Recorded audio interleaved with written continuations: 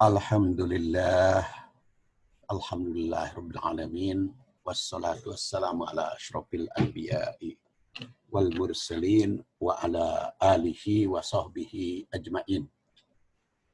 Amma ba'du fa ya ibadallah usikum wa iyaya bitaqwallah fa innal jannata uiddat lil muttaqin. Jamaah rahimakumullah, saya ingin melanjutkan bahasan hadis tentang kecantikan kholki dan huluki, yaitu diriwayatkan dari Aisyah radhiyallahu anha. Pada saat itu Rasulullah SAW berdoa yang diketahui oleh Aisyah dan diberitakan oleh beliau. Doanya, Allahumma ahsanta kholki fa ahsin khuluki. Sanad dan syarah serta matannya sudah saya uraikan. Jadi sekarang beberapa ibroh dari hadis yang berisi doa itu. Ibroh yang pertama, setiap gerak langkah bagi umat Islam itu selalu ada doanya. Ini merupakan gambaran keharusan keseimbangan antara ritual dan sosial, antara doa dan ikhtiar. Coba kita perhatikan, begitu bangun dari tidur, umat Islam itu sudah berdoa. Alhamdulillahilladzi ahyana ba'da ma amatana wa ilaihin nusyur. Setelah bangun tidur, berdoa. Setelah itu menuju ke air, doa lagi. Pulang atau keluar dari air, berdoa lagi. Kemudian setelah mandi, keluar, lalu berpakaian. Nah, berpakaian, berdandan, ini doanya. Allahumma santa kholki, fahasin huluki atau fa'ahsin huluki. Jadi, ini kesinambungan antara ritual dengan sosial. Ritualnya kepada Allah, berdoa, dan sosialnya berkaitan dengan ikhtiar. Dan doa itu akan dikabul oleh Allah Subhanahu wa taala sepanjang usahanya sesuai dengan doa itu. Karena di dalam ayat Al-Qur'an dikemukakan, "Faminhum may yaqulu rabbana atina fid dunya wa ma lahum fil akhirati min khalaq." Orang itu ada yang berdoa, ya Allah anugerahkanlah kepada kami kehidupan di dunia. Maka Allah mengabulkan untuk memenuhi kehidupan dunia sesuai dengan apa yang mereka doakan. Tapi kalau yang diminta hanya dunia saja, di akhirat nggak kebagian. Wama fil akhirati min kholak. Maka di akhirat tidak dapat apa-apa. Jadi di situ dikatakan Rabbana atina fid dunya wa ma lahu fil akhirati min khalaq. Wa minhum, dan di antara mereka meyaqulu Rabbana atina fid dunya hasanah wa fil akhirati hasanah wa qina adzabannar. Ada juga yang minta dunia akhirat hasanah. Nah, maka pada ayat 202-nya ditandaskan oleh Allah surat Al-Baqarah, ulaika lahum nasibum mimma kasabu. Maka mereka akan mendapat nasib sesuai dengan apa yang mereka usahakan. Wallahu sari'ul hisab. Allah itu maha cepat perhitungan. Jadi, apa yang didoakan atau yang diminta oleh Muslim akan dikabul sepanjang usahanya sesuai dengan doa. Dan doanya sesuai dengan usaha. Doa itu merupakan permohonan pada Allah Subhanahu wa Ta'ala agar menakdirkan kebaikan dan mohon bantuan agar bisa meraih kebaikan. Walau ikhtiarnya masih kekurangan. Mungkin saja ikhtiar nama belum sampai, tetapi karena ditambah doa, maka ada bonus dari Allah. Tapi doanya disesuaikan dengan ikhtiar. Jadi kalau kita ingin cantik, ingin cakep, maka diawali syukur dulu. Kama ahsanta khalqi. Nah, lalu nanti di samping khalqi, Pak Hasin khuluqi. Ini gambaran bahwa setiap gerak langkah umat Islam itu ada doanya, keseimbangan antara ibadah kepada Allah dan ikhtiar. Itu ibrah pertama. Kemudian ibrah kedua, doa yang diawali ungkapan kebaikan fisik itu memberi gambaran bahwa tasyakur nikmat ini apa namanya, tasakur nikmat, tentu saja yang dikehendaki adalah tasakur kepada Allah Subhanahu wa Ta'ala tentang kenikmatan, ya, kenikmatan yang Allah Subhanahu wa Ta'ala anugerahkan. Nah, di sini ditandaskan bahwa nikmat, ya, ini kita koreksi sambil dikoreksi sepanjang yang mudah. Nah, di sini ditandaskan tasyakur nikmat itu sangat diperlukan dalam segala aspek kehidupan. Jadi perlu juga disadari bahwa fisik manusia itu kan sangat indah, maka mesti disyukuri. Namun keindahan fisik tidak cukup tanpa keindahan akhlak. Jadi oleh karena itu doa ini mencakup dua jalur. Jadi ingin indah fisik karena diawali syukur, ya kan syukur itu menambah kenikmatan. Jadi akan menimbulkan tambahan kenikmatan, akan menimbulkan tambahan kecantikan atau ketampanan kalau laki-laki. Dan keindahan fisik itu disertai permohonan agar keindahan akhlak, dan keindahan akhlak itu akan dikabul oleh Allah sepanjang kita memperbaiki akhlaknya. Maka disyukuri keindahan fisik, karena tidak cukup keindahan fisik saja tanpa keindahan akhlak. Itu mana kedua. Mana yang ketiga atau ibrah yang ketiga, doa selain permohonan pada Allah Subhanahu wa Ta'ala juga merupakan tekad untuk memperbaiki diri, baik jasmani maupun rohani, baik fisik maupun psikis, baik lahir maupun batin. Jadi itu makna atau ibrah yang ketiga, ada suatu usaha lahir dan batin. Nah, tentu saja masih banyak ibrah dari hadis tersebut. Nah, sekarang bagaimana penerapannya di dalam kecantikan yang harus kita perbaiki itu. Makanya kita kaji sekarang beberapa implikasinya. Pertama, kecantikan itu penting. Ketampanan itu penting. Sehingga dicontohkan oleh Rasulullah SAW dalam berdoa. Tapi manusia merupakan makhluk ilahi yang paling sempurna. Makhluk ilahi yang paling cantik, paling tampan. Kesempurnaan itulah yang menjadikan manusia berada di urutan paling depan dalam hal kualitas. Dia yang diangkat oleh Allah jadi khalifah, walaupun dipertanyakan oleh malaikat apa kualitasnya atau faktor yang mendukung manusia itu jadi khalifah di muka bumi.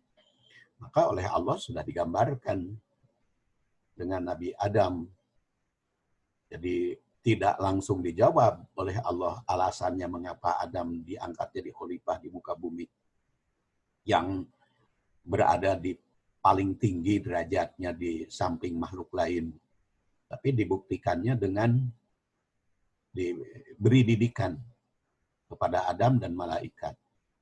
Dan ternyata setelah Allama Adam al-Asma, setelah Nabi Adam mendapat didikan nama-nama, lalu diperintahkan kepada malaikat.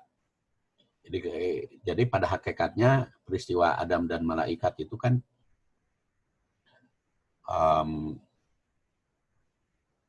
membuktikan bagaimana Allah Subhanahu wa taala menjelaskan alasan keberadaan Adam sehingga pantas dijadikan khalifah. Ketika Allah berfirman, inni ja'ilun fil ardi khalifah. Lalu malaikat bertanya, ataj'alu fiha ma yufsidu fiha wa yasfikud dima. Kita juga kan tidak tahu malaikat itu latar belakangnya apa.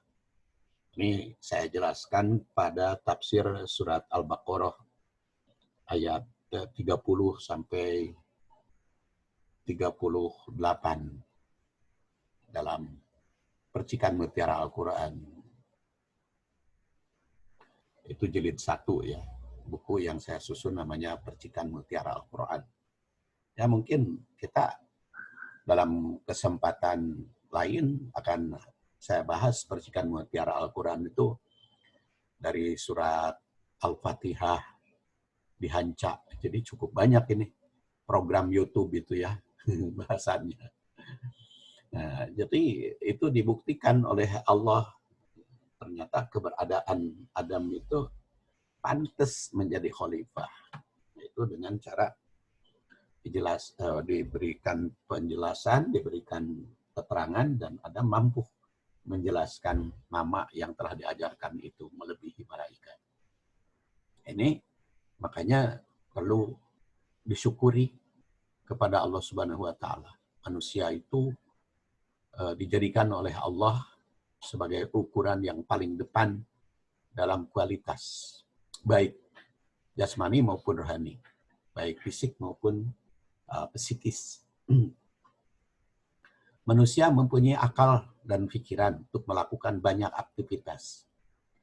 Wajah yang rupawan senantiasa melengkapi desain ilahi yang maha sempurna itu. Jadi ini merupakan potensi yang diberikan oleh Allah Subhanahu wa taala untuk disyukuri. Hal ini berlaku untuk pria maupun wanita. Khusus untuk wanita, mereka mempunyai satu yang paling memikat, yakni rona yang cantik luar dalam, bahkan dari segala arah, baik depan, belakang, samping maupun enapun, belah manapun.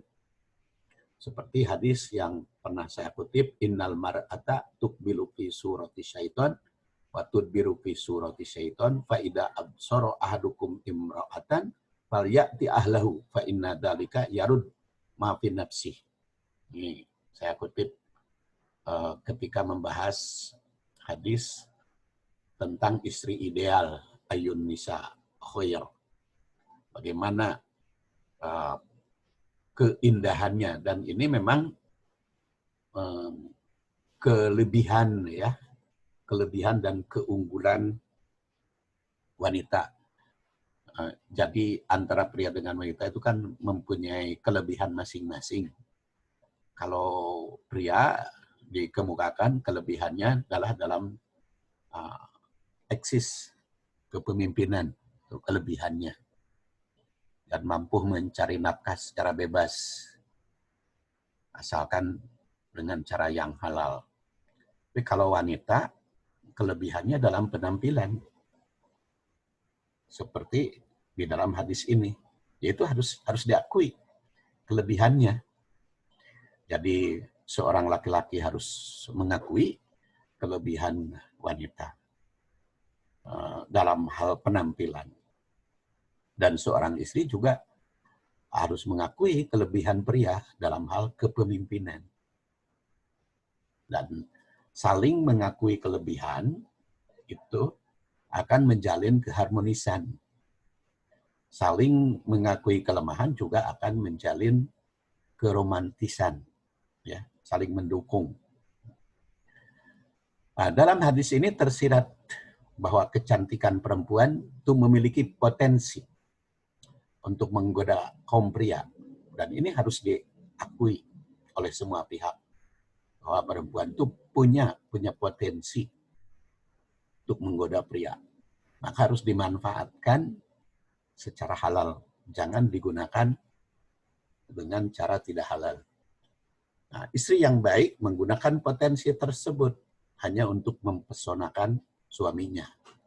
Sebaliknya, perempuan yang menggunakan potensinya untuk menggoda pria lain, maka itu akan menimbulkan pesona. Kalau kepada yang tidak halal akan menimbulkan pesona tidak halal, kalau kepada yang halal akan menimbulkan pesona yang halal. Maka tergantung kepada penggunaan, tergantung kepada pelaksanaan penjagaan masing-masing. Kecantikan wanita terlihat dari berbagai sudut, karena hampir keseluruhan yang menempel pada diri seorang wanita adalah keindahan. Itu berdasar hadis tadi. Untuk itulah apapun yang menempel pada wanita harus senantiasa dilindungi. Jadi kenapa Al-Islam mengajarkan berjilbab? Karena memang keseluruhan tubuh wanita itu mengandung godaan, mengandung pesona. Layaknya sebuah berlian yang memiliki kadar keistimewaan yang luar biasa dan mencerminkan sesuatu yang tidak bernilai. Keindahannya itu tidak bisa disepelekan. Cantikan wanita bisa terlihat dari dua sisi, yakni wajah yang rupawan dan hati yang bersinar, yang berbinar. Siapa yang tidak meragukan kecantikan wajah seorang wanita?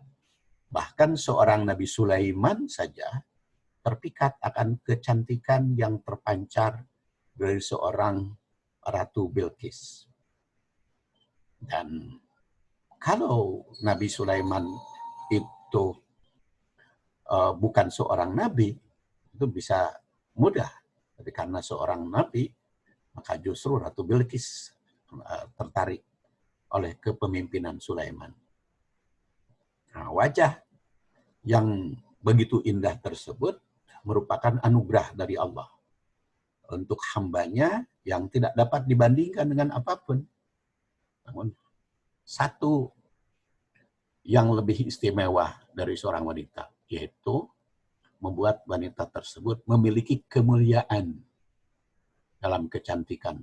Kecantikan utamanya kecantikan dalamnya, kecantikan hatinya. Dengan memiliki itu, maka seorang wanita akan menjadi wanita yang sebenarnya, wanita yang senantiasa dihormati, dan wanita yang jauh dari pelecehan.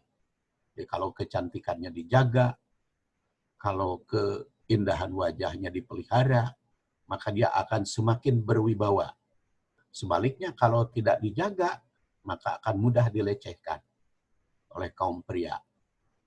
Ya, kita juga lihat di berbagai media bukti-buktinya, di mana laki-laki melecehkan wanita sampai di berbagai tempat.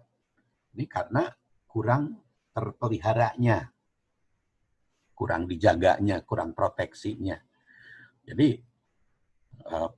ya dikemukakan di dalam Al-Quran juga kan ada hati laki-laki yang mempunyai penyakit hati. Makanya di situ dikatakan jangan sampai tabarruj, karena tabarruj itu bisa menimbulkan godaan bagi laki-laki yang punya penyakit hati. Itu kan di dalam surat Al-Ahzab ya dikemukakan hal tersebut.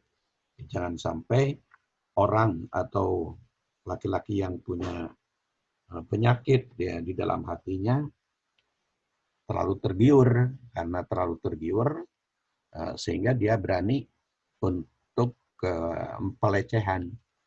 Akhirnya jadi menjatuhkan, jadi menimbulkan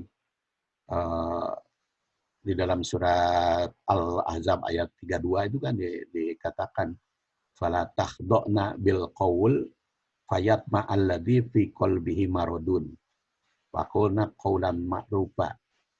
Oleh karena itu jangan kata-katanya juga jangan sampai menimbulkan turunnya wibawa si perempuan itu. Karena apa? Fayatma alladzi fi qalbihi marad. Jadi itu akan menimbulkan godaan, akan menimbulkan keberanian juga pada laki-laki yang dalam hatinya ada penyakit hati, penyakit ruhani. Makanya waqulna qaulan ma'rufa, berkatalah yang ma'ruf, yang baik. Nah, ini adalah penjagaan dalam surat Al-Ahzab ayat ke-32. Banyak wanita yang tidak peka dengan kecantikannya, sehingga kurang menjaga diri, terutama kecantikan lahir maupun batin. Maka wanita yang peka dengan kecantikan akan mudah terlecehkan. Dan kecantikan dalam itu terkesan hanya mengandalkan kecantikan luar, sehingga menimbulkan turunnya wibawa.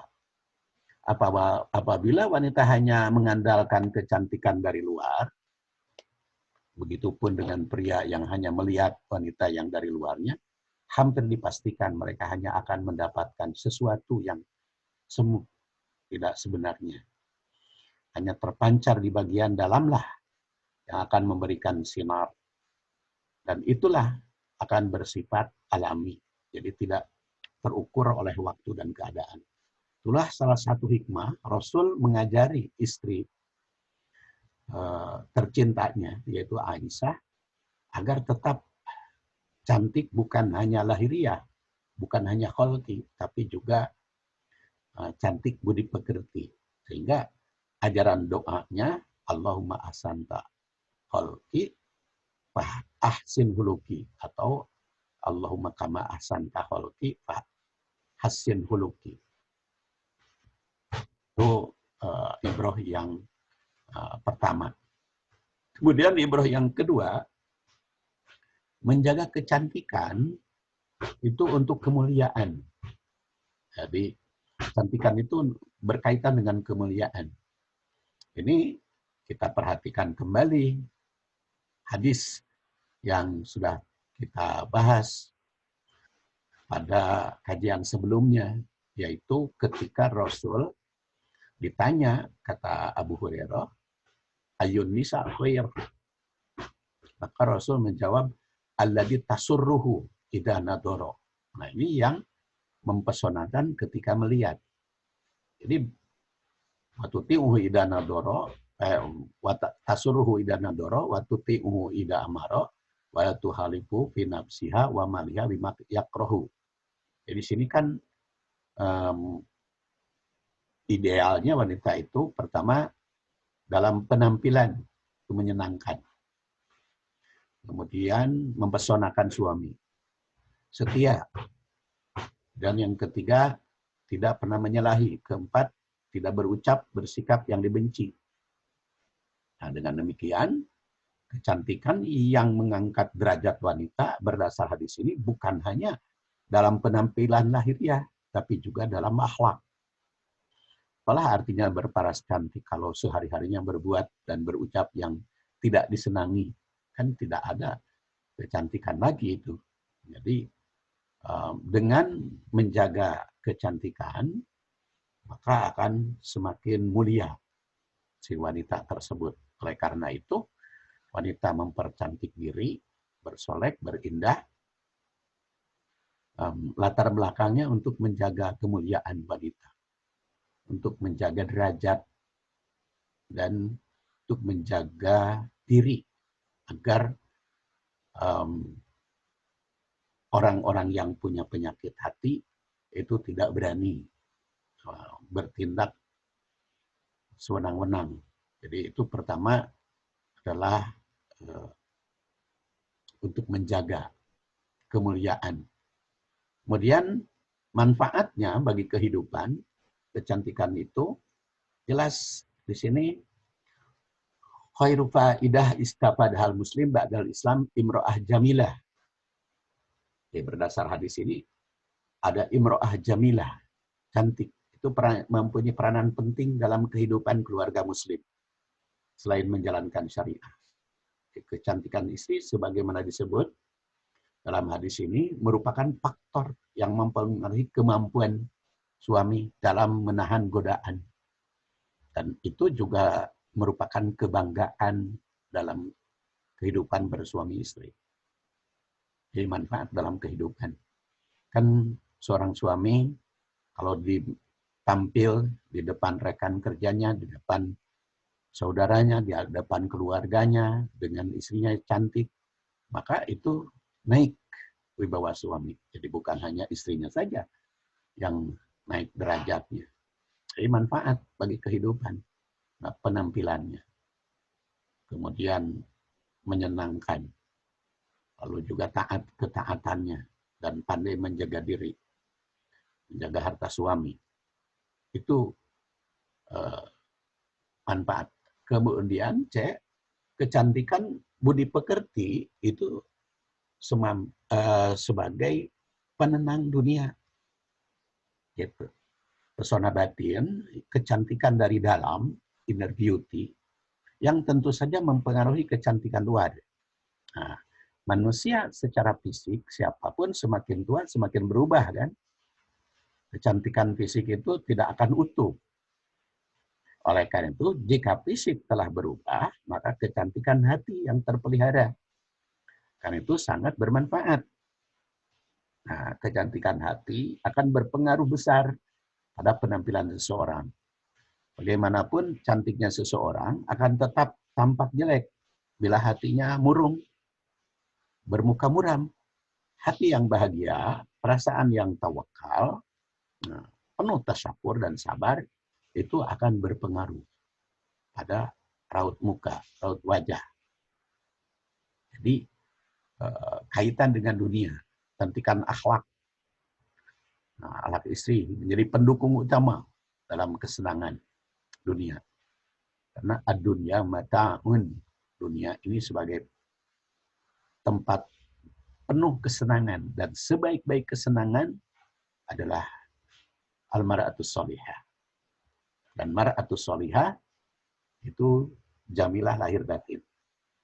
Istri yang soleh itu. Nah, dan juga Rasul bersabda, famin sa'adati ibni Adam al-mar'atus sholihah wal maskan sholih wal markabus sholih. Ini kaitan dengan sifat wanita yang sudah saya bahas pada istri ideal. Ya, berdasar kedua hadis ini, cantik itu akhlak dan penampilan dan budi pekerti. Itu faktor utama. Nah, kemudian seperti apa kecantikannya? Maka bagi wanita ada kecantikan itu boleh warna-warni penampilannya, ya. Itu dikemukakan di dalam hadis tibur rijal ma doharo rihuhu wa khofiya launuhu wa tibun nisa ma doharo launuhu wa khofiya rihuhu. Ketampanan pria itu akan nampak, menonjol, kelihatan ma doharo rihuhu, yang muncul keharumannya. Jadi pria itu harus harum, ya, penampilannya yang menonjol harumnya. Jadi tentu saja karena doanya berlaku Allahumma ahsanta kholqi fahasin huluki, itu laki-laki dan perempuan, maka keharuman lahir maupun batinnya pria itu akan nampak tampan, akan nampak gagah, akan nampak cakep kalau keharumannya, baik harum lahiriah, dalam hal penampilan, dalam hal semerbak wangi, parfumnya, dan